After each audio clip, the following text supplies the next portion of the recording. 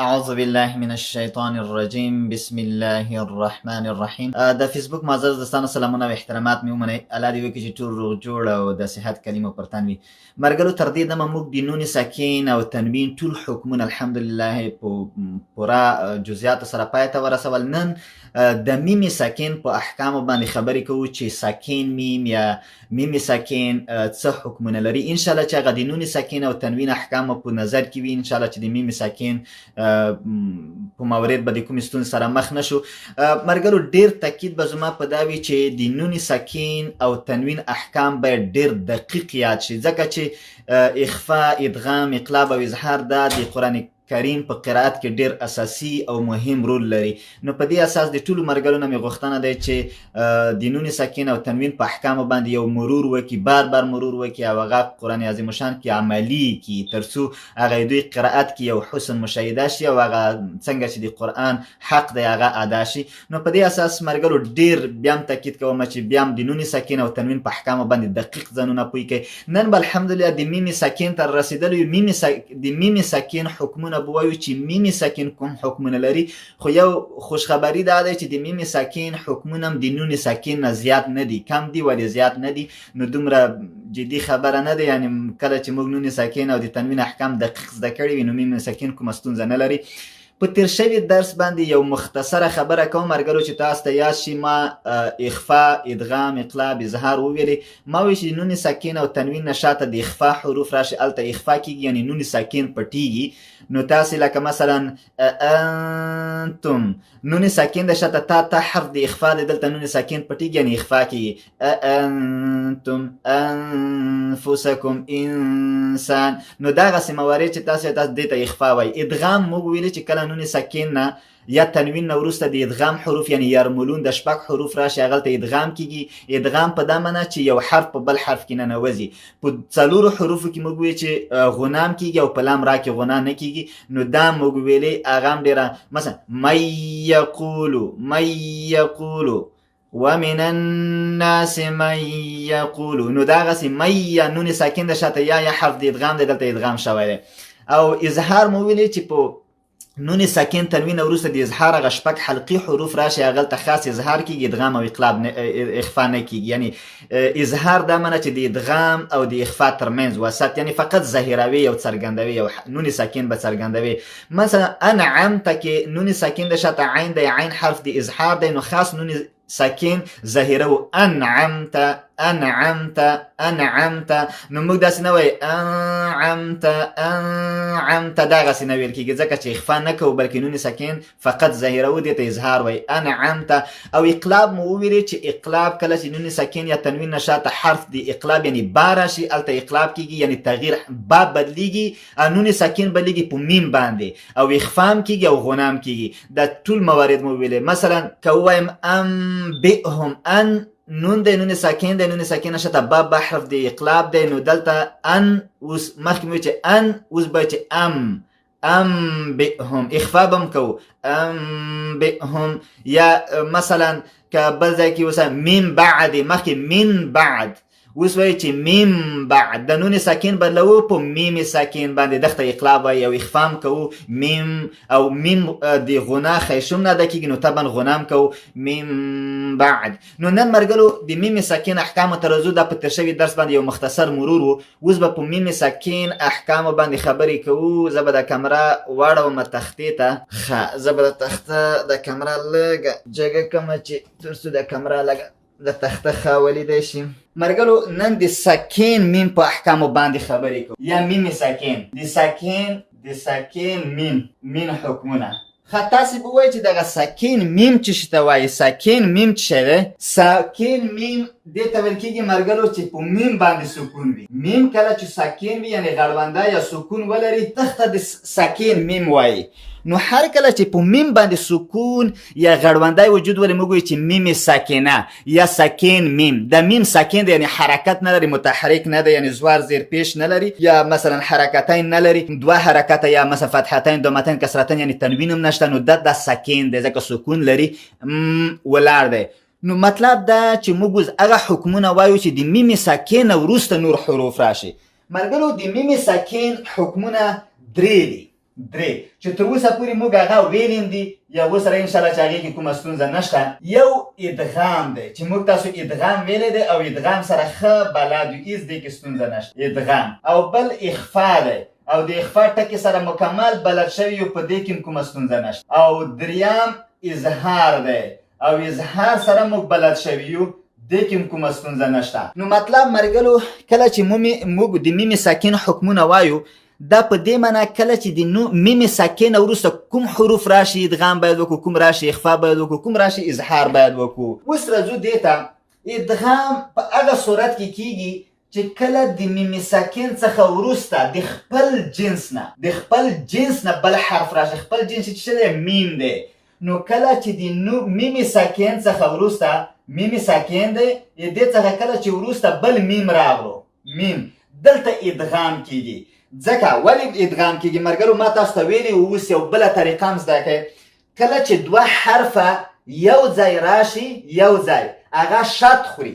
ما درته ویلي وو یا ما درته ویلي چې کله شد خوړلی وي دا معنی چې دوه حرفه دي. دوه حرفه، اول حرف ساکن دی، دویم حرف متحرک دی.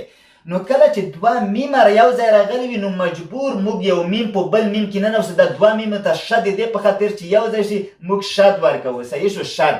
نو دغه میم ساکنه په دغه میم کې ننباسو. نو دغه ته وایي ادغام. یعنی ادغام وایي هم دې ته چې یو حرف په بل حرف کې ننوځي. نو طبعا یو میم شته، بل میم چې کله راځي دوه میمونه کېږي د عین جنس نه د عین مثل نه. نو موږ دغه ادغام کوو ځکه دغه میم په میم کې ننباسو. هر میم مهم نه ده. که غین وي شاته بل غین راشي، د غین ساکن دی یو غین ساکن دی د بل غین متحرک په دې کې ننوځي. که با وي بله با راشي د با په با کې ننوځي یعنې ادغام کېږي. که داسې کې شین وي بل شین راشي شین په شین کې مدغم کېږي. که فی وي مثلا بله فی راشي فی په فی کې مدغم کېږي.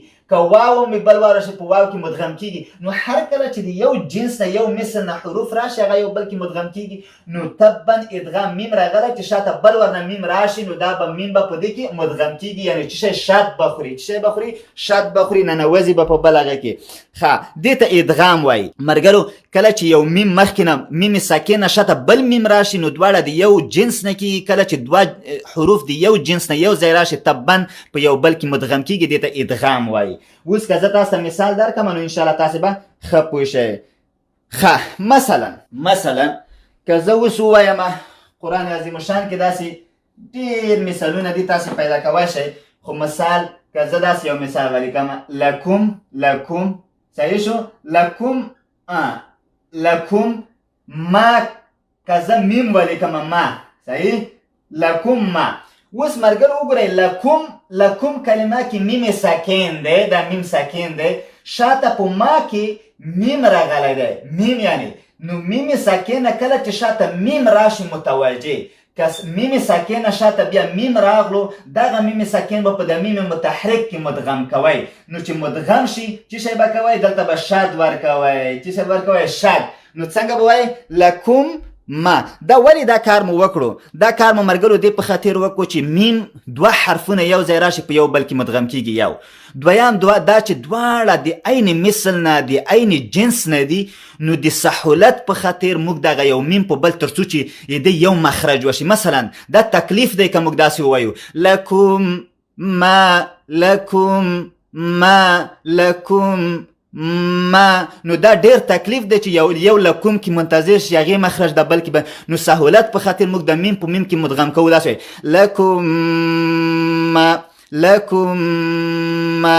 لکم ما کسبتم مثال لکم ما. نو دغسې تاسې د میم په میم کې مدغم کوئ ځکه چې میم ساکن شاته بل میم راغلی دی. نو کله چې جنس یو واحد جنس نه دوه حرفونه راشي یو ځای هغه په یو بل کې مدغم کېږي. نو دغه ته مرګلو ادغام وایي. نو همیشه چې د میم ساکن شاته بل میم راشي نو طبعا دا به مدغم کوئ. مثال که زه وایم کنتم دلته میم راغلی. که شاته بل داسې کلمه راشي چې په میم شروع وي د میم به په میم کې ننباسئ. مثلا کنتم مؤمنین صحیح مؤمنین صحیح. اوس دلته میم راغلو بل مې لکم مؤمنین نو تاسې به طبعا دلته دغه میم به په میم کې مدغم کوئ. نو کنتم مؤمنين بس كنتم مؤمنين تم مؤمنين تم مؤمنين. نو تاسي بدا ميم پو ميم کی مدغن کئی تم مؤمنين تم مؤمنين. ځکه ما درته ویلی و چې ادغام به سخت کوئ چې د ما قبل حرف په ما بعد کې ننوځي چې سړی پوه شي. داسې به نه وایي تم مؤمنين تم مؤمنين. داسې نه، د میم په میم کې تم مؤمنين تم مؤمنين. نو دا غسي چې لري نه پاتې ولګي چې یو حرف په بل کې ننوتو. تم مؤمنين كنتم مؤمنين. نو دا غسي دغته وایي مرګلو چې ادغام. نو تاسې ښه ادغام وکړئ. لکم ما داسې ما کوئ لکم ما نه لکم ما نه دننه به سمیم لکم ما لکم ما. ځکه غنام کېږي میم مخرج چې دی خیشون دی غنا به هم کوئ. خدای دې وکړي چې په دې ټکي پوه شوي وای. راځه مرګلو اخفا ته. صحیح. هر کله اخفا هر کله چې د میم ساکن نه صحیح شو وروسته کوم حرف راشي با دلته اخفا کیږي. کله چې د میم ساکن نه وروسته چې راشي د با حرف راشي دلته اخفا کیږي. مرګلو مطلب دا چې ادغام کې فقط یو حرف دی میم دی. ادغام حرف یو حرف دی میم د خپل جنس نه صحیح شو. اخفام یو حرف دی هغه با دی یو حرف با. نو کله چې د میم ساکن نشاته با راغله دلته اخفا کیږي. اخفا په دې معنی چې د میم ساکن پټیږي. میم ساکن پټیږي. لکه نو که فکر مو مرګلو زه که فکر مو یو ټکی ته اشاره وکم تیر اقلاب ته د تیر درس کې اشاره وکم صحیح شو. اقلاب من بعد صحیح من بعد نون ساکن دی. نون ساکن نشاته با راغلی دی. موږ چې دلته اقلاب کیږي. اقلاب دا معنی چې د نون ساکن په میم باندې بدلیږي صحیح شو. من بعد مو چې اوس وایو چې من بعد. خو ما وایو چې په اقلاب مو چې کله وکړو اخفا بم کوئ غنا بم کوئ. نو مطلب دا چې دلته به اخفام کوئ. من بعد مو وی اوس وایو چې من بعد او دلته اخفا کوو که نه کوو. نون ساکن نشاته با راغلی دلته اقلاب کیږي. نون ساکن په میم باندې بدل شو یعنی اقلاب وشو او اخفام کیږي یعنی من بعد. نو طبعا میم ساکن د میم ساکن نشاته با راغلی چې اخفام وکړه. نو مطلب دا چې کله د میم ساکن نشاته با راشي حرف دی با دلته اخفا کیږي صحیح شو. دلته خو دې کې اقلاب نشته. دا خو تیار دا خو اقلاب وشو نون ساکن په میم بدل شو. دا خو تیار دلته میم شته.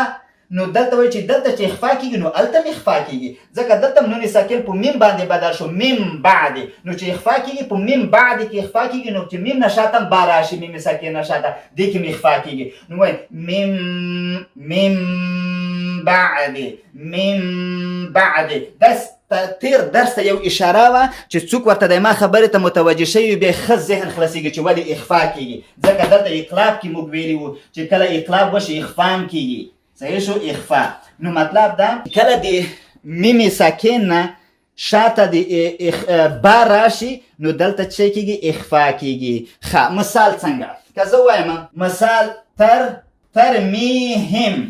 ترمیهم کې میم ساکنه ده. شاته ګورم بحجارة ترمیهم بحجارة من ترمیهم نون میم ساکن دا شاته چې ده با. نو چې راغله دلته به څه کوئ اخفا دا معنی د میم ساکن به پټوئ. ترمیهم بحجاره. نو څنګه به وایې مرګلو داسې به وایې ترمیهم بحجاره. نو څنګه میم ساکنه کې به اخفا کوي یعنی میم ساکنه به پټوي. ځکه میم ساکنه شاته با راغلی دی دلته اخفا کیږي. دا حکم د میم ساکنه هم دا ده چې میم ساکنه شاته حرف د با راشي دلته اخفا کیږي. نو ترمیهم بحجاره.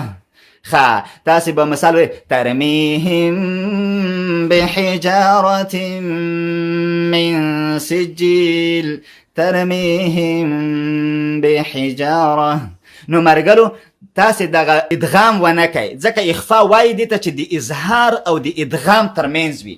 مطلب دا چې تاسې دا کار ونه کوئ چې دغه ترمیه بحجاره ترمیه بحجاره یعنی ادغام ونه کوئ یو او بل اظهار ونه کوي ترمیهم بحجاره ترمیهم بحجاره دا اظهار شو خاص مو میم ظاهر کړو ترمیهم بحجاره میم ظاهر کړو که ادغام ترمیه بحجاره ترمیه بحجاره دا ادغام شو نو اخفاء دې ته وایي چې د ادغام او اظهار ترمنځ وي نو تاسې به نه دې کې اظهار کوئ چې ترمیهم بحجاره نه به ادغام کوئ چې ترمیه بحجاره نو څنګه به وایي اخفاء به کوئ ترميهم بحجارة ترميهم بحجارة ترميهم بحجارة ترميهم نو د میم بچه کوي لږ به پټ کوي دې کې به اخفا وکوي نو ترميهم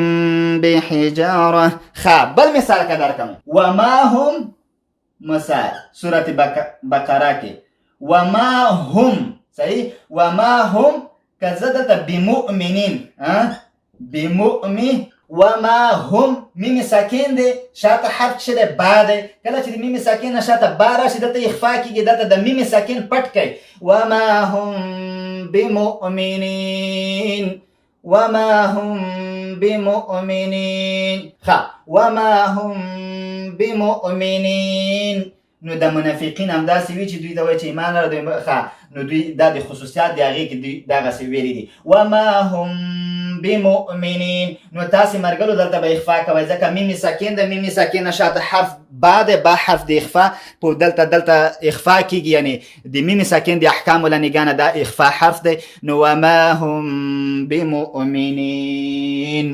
ترميهم بحجارة من سجيل نو تاسي وما هم داسي بمنوي اظهار بنكوي وما هم بمؤمنين دا اظهار شو ادغام بنكوي وما هم بمؤمنين خاص باخفاء كوي څنګه وما هم بمؤمنين وما هم بمؤمنين ومن الناس من يقول آمنا بالله وباليوم الآخر وما هم بمؤمنين وما هم بمؤمنين نو تاسې به داسې نه وایئ چې وما هم بمؤمنین نه تاسې اظهار وکړو خدای دې وکړي چې په دې ټکه پوه شئ ټکي پوه وئ راځو ملګرو اظهار ته صحیح نو اوس د میم ساکن درې حکمونه تاسو ته ما وویلې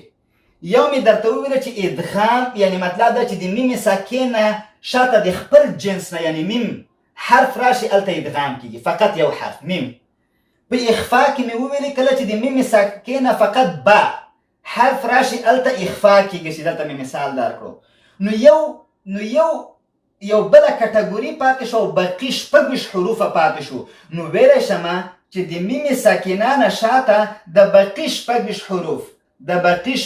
حروف راشي هغلته څه کیږي هغلته اظهار کیږي نو مطلب دا چې د میم ساکنه نه شاته که میم راغی ادغام که با راغی اخفا وکئ او که بل حرف راشي هغلته چې فقط میم ظاهر کې اظهار وکئ فقط میم ظاهر کې څنګه مثال که زه ووایم چې ام لم میم ساکن دی صحیح دی میم ساکن راغو شاته لام دی د میم ساکن شاته چې لام راغلی دی نو د لام حرف نه بعد نه میم دی چې ادغام وشي نه بعد چې اخفا وشي نو چې لام دی باقي نور حروف دی با میم نه دی کله چې با میم نه سوا حرف راشي شاته د میم ساکنه نه شاته تاسې به څه کوئ اظهار کوئ نو به ام لم ادي ام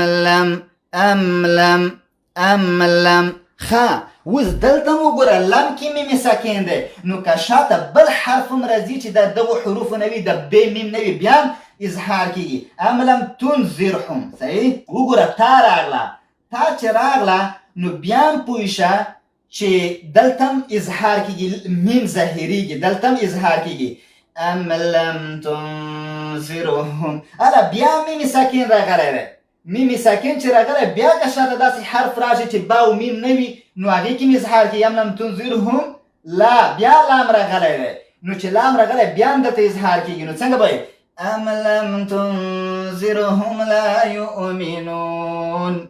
أم لم تنذر أم لم نو أدي وواي أم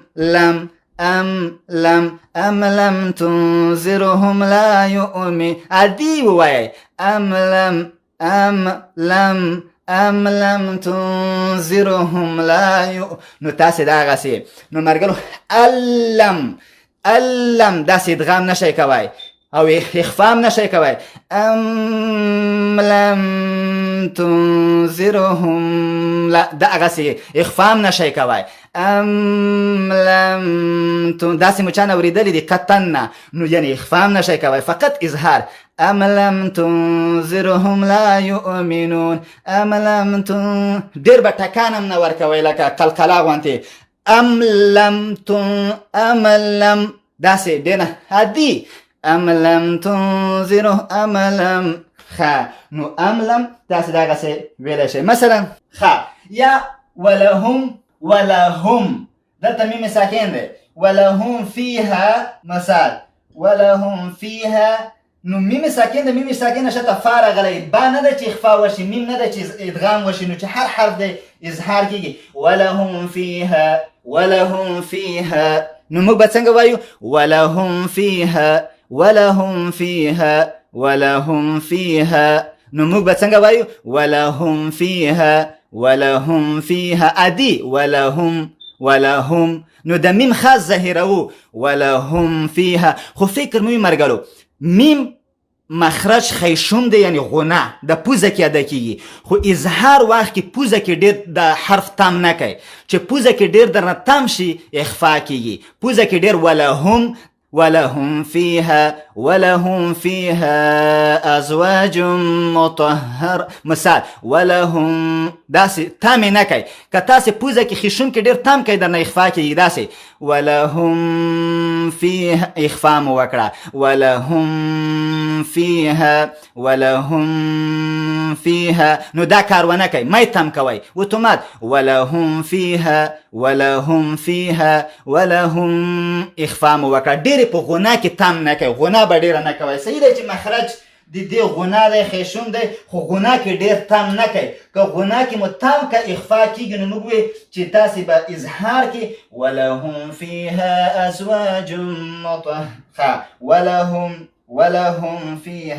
ولهم فيها نو داغه د مرګلو دا چې دا د میم ساکن حکمونه نو مرګلو تاسو زه مطمئن یم چې د نون ساکن او میم ساکن حکمونه زده کړي وي تاسو به اوس قرائت کې او کومه ستونزه نه وي اوس به قرآن کې ورو خوند زیاتېږي انشاءالله چې تاسو به انشاءالله چې ډېر دغسې شیان دغسې څه ملاحظه کړي وي چې مخکې مو نه ولیدلي نو په دې اساس مرګلو ټولو مرګلو نه مې غوښتنه ده چې د نون ساکن میم ساکن او تنوین دغه احکام ټوله ښه دقیق زده کړي او دا ډېر اړین دي. نو نو مرګلو مخکې که تاسې دغسې ویلې د ځینې مرګلې دغسې اشتباه کوي لکه وبالیوم الاخر وما هم بمؤمنین دوی وما هم بمؤمنین نو زه به وایم چې وما هم میم ساکن د شته با حرف دی اقلاع حرف دی با چې دی دلته اخفا کېږي د میم ساکن له نظره د نون ساکن نه خو طبعا اقلاب کېږي خو د میم ساکن له نظره په دې کې اخفا کېږي نو تاسې وما هم بمؤمنین نو تاسې به اخفا کوئ دلته. نو مرګلو یو څو دقیقې در سره موضوع مو ختمه شوه که څه پوښتنه وي نر غوندې پوښتنې مو مطرح کړئ زه مو خدمت کې یم. خو یو شی درته وایم مرګلو چې ادغام ای تاسو پوښتنه به یو زه وکړم د خپل ځان نه هغه دا دی چې ادغام غونه دا یو بل سره میکس نه کوي دا مشوش نشي دې کې کوم ابهام درته پیدا نشي واضحه خبره ده. ادغام دې ته وایي چې یو حرف په بل حرف کې ننوځي او شد وخوري ولو که دا میم په میم کې ننوځي ادغام دی که با په با کې ننوځي ادغام دی که سین په سین کې ننوځي ادغام دی که هر حرف په بل حرف کې ننوځي هغه ادغام دی. صحیح دی. نو مطلب دا چې میم په میم کې ننوځي دا ادغام دی خو دې په خاطر چې د میم مخرج غنا دی نو دې کې غنا هم کېږي. مطلب څه لکم پوزه کې لکم ما که زه چېرته سین تم شد ورکم مثال دغسې ولیکمه السما لکه مخکې کنه اس اوس د سین باندې شد دی اس صحیح شو که زه اس دلته مې ادغام دی یعنی دلته د سین باندې شد دی یعنی مطلب چې دلته مې ادغام دی خو غنه نشته غنه دا معنی اس وأنزلنا من السماء ماء وأنزلنا من السماء من پوزه مې نیولې دی دا ادا کېږي یعنی مطلب دا چې ادغام شته ځکه شد راغلی شد دې دپاره راځي چې دوه حرفه وي نو دلته ادغام شته خو دلته یو بل غنه نشته یعنی پوزه کې نشته السماء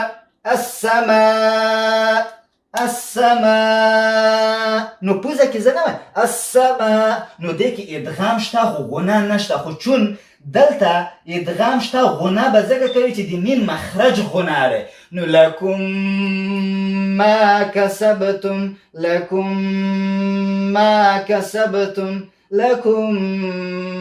ما کسبتم نو تاسې داسې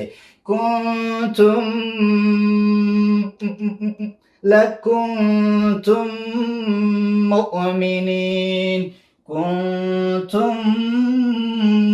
دلته به څه کوئ غنا به هم کوئ ښه دې کې م غنا کېږي ځکه چې د میم مخرج غنا دی صحیح ترمیهم بحجاره اخفا خو به کوئ خو د میم چون میم غنا دیم غلی ترمیهم بحجاره صحیح دی دلته مثلا ادغام هم کېږي غنا هم کېږي ځکه میم غنا دی دلته ادغام نه کېږي خو غنا کېږي ترمیهم بحجاره لکه اقلاب کې چې موږ ویلي وو چې اخفا به هم کوئ اقلاب به هم کوئ په میم ساکن دلته خو تیار میم خپله راغلی دی او اخفا به هم کوئ لکه دې غوانته او غنا به ځکه کوئ چې د میم مخرج غنا دی ترمیهم بحجاره وما هم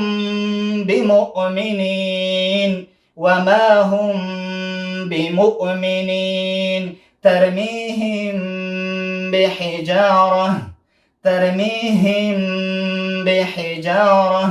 وما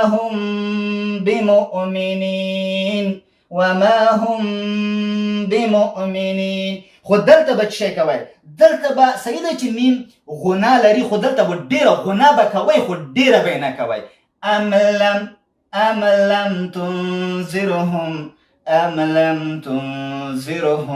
أم لم تنذرهم لا يؤمنون نو ډېر به نه مطلع کوئ أم لم تنذرهم لا داسې مطلع کوئ به نه اخفا در نه کېږي نو أم لم تنذرهم لا يؤمنون أم لم تنذرهم لا نو دا به څه کوئ ډېر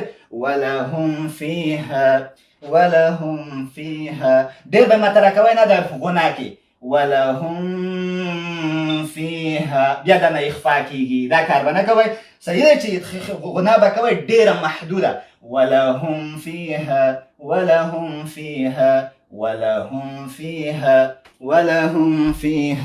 ښه الله دې وکړي چې په خبره سره پوه شوي وو مرګلو ډېره مننه چې تر اوسه راسره او دا مرګلو ډېر اړین دی